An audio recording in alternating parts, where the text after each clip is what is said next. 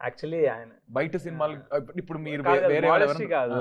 Actually sir నేను travel చేస్తున్నప్పుడు కార్లో ఆయన చాలా పాటలు రాశారు, ఇంగ్లీష్లో రాశారు. కానీ సో నేను కూడా ఒక పాయింట్లో సార్ ర్యాపో అంటే ర్యాపర్ అని అర్థమా ఏంటని అడిగాను ఒక టైంలో, నాకు అర్థం కాక.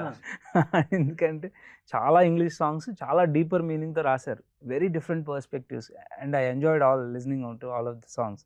సో మేము ఈ సాంగ్ ట్యూన్ అయిన తర్వాత I'm trying to explain the meaning of the lyric that has to come అనమాట. చెప్తున్నాను కానీ ఒక సఫకేషన్ ఉంది, సార్ అది ఎలా ఉండాలి, ఇది ఇలా ఉండాలి, ఇది చెప్పాలి, ఇది అని.